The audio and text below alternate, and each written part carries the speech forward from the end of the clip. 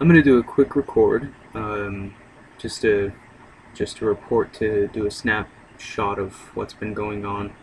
It is July 22nd of 2014. I have been on testosterone since May 13th of 2013. So that is a year and 2 months, plus a few days. Changes thus far are much more related to muscle growth, muscle gain specifically, weight loss, further deepened voice, I think. It's a little hard to tell. My falsetto range is still there, but it takes some work to tap into.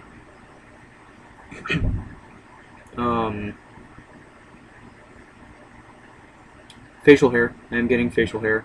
There's a little bit of a mustache, but it's not really, none of it's really visible unless it starts to, unless I don't shave for like a week and a half, and then you can see it. But yeah, it's nothing major to report as far as that's concerned. I'm still hoping for a red beard because I think that would be cool. But I don't know if it's going to come in red. My dad's wasn't. It was kind of dark reddish brown.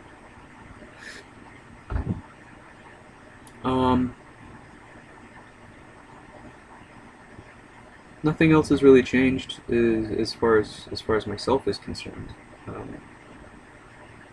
I am still having cramps every now and again. No bleeding makes signs. Still certainly ovulating, which means that, guess what, guys? Testosterone, not contraceptive. Not a contraceptive. If you're gonna have sex, vaginal penetration or front door penetration, whatever you want to call it, whatever you specifically want to call it, use a condom, because otherwise you run the risk of getting pregnant. And most of us, not going to speak for everybody, but most of us probably don't want to get pregnant at this point in our lives. And if you do, you need to make sure that you're not taking testosterone, otherwise you might really mess up your child. Hormonal imbalances are not fun, as we all know. So, wear a condom, or get off TV if you plan on having kids. Anyway, back to the point that I was making. Still experiencing cramps. Not so much mood swings, which was an issue for a while, but still experiencing cramps. My current dose is 40 milligrams every week, which feels a little low to me, but until I can afford to see a doctor, guess what? That's what we're staying at. I did for a while have to increase it to 50, and I made 50 milligrams a week because I was experiencing very bad cramps, and I may bump it back up to that, but I'm trying to stick to the prescribed dose as much as possible because I greatly dislike the idea of self-medicating. It scares me. It scares me shitless. So I try to stick to the RX.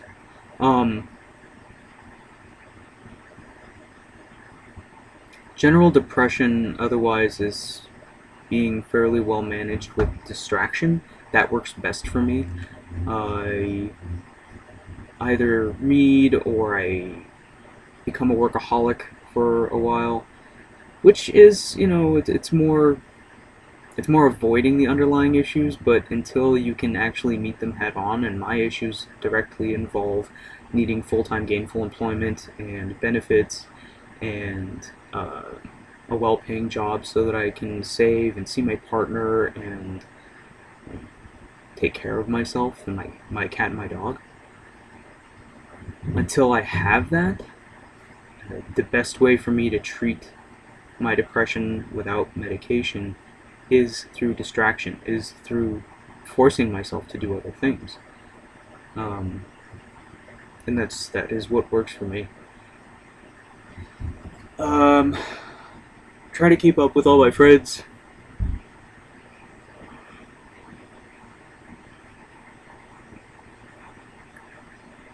Sorry about that. I'm trying to keep up with all my friends back home. It's a little bit difficult when you're not physically there to talk on a daily, weekly, bi-weekly, whatever basis, and your sole means of communication is through technology. It's becomes difficult to communicate, and to do so with, I'd say, general authenticity, because what you present is just a snippet of what's happening, and sometimes it's really good and sometimes it's really bad, and you don't really get to talk about just the fun stuff that you used to.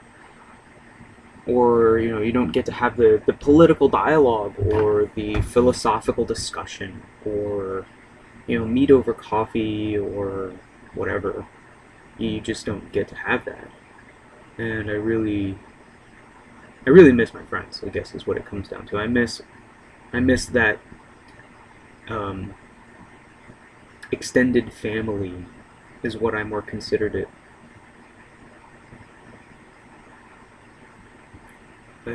What else? What else is happening?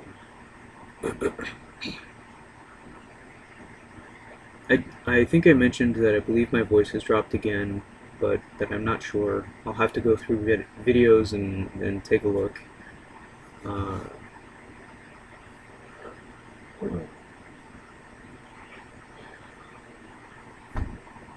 I'm never misgendered. I have, in the past, well, I don't even know how long, 8-9 months. Even before that, like before I started testosterone, if I pushed my voice down and made sure to carry myself a certain way, I didn't get misgendered even then. But I'm lucky in that regard. I have very small breast tissue. I don't bind on a daily basis. I do wear an undershirt, and I tuck the undershirt in and I make sure it's a tight fit, but I don't bind. It makes it very, very hard for me to breathe, and because of the humidity here, with me walking to and from work and with me doing the work that I do, it would be extremely hard it would be hard on my heart, it would be hard on my lungs, on my diaphragm, and on my back, I wouldn't be able to do it.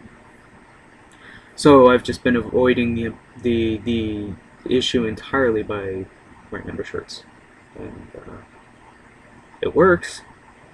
Works for me. Not everybody is that lucky. Sorry, you guys out there, if I just made you a bit jealous.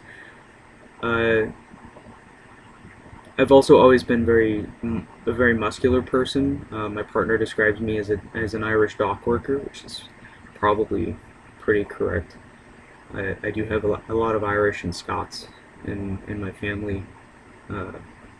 Genetically speaking, none of us have been Irish or Scottish for a long time.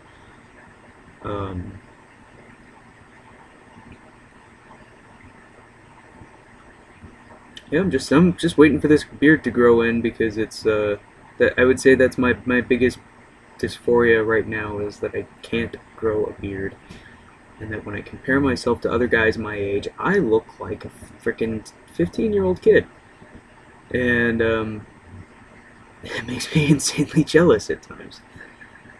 I don't even really have lines on my face, and I probably won't for a while yet. I mean, I'm getting them on like my, you can't really see them, on my forehead, but that's it. And as far as my hairline is concerned, I don't think it's receded much. It might have, but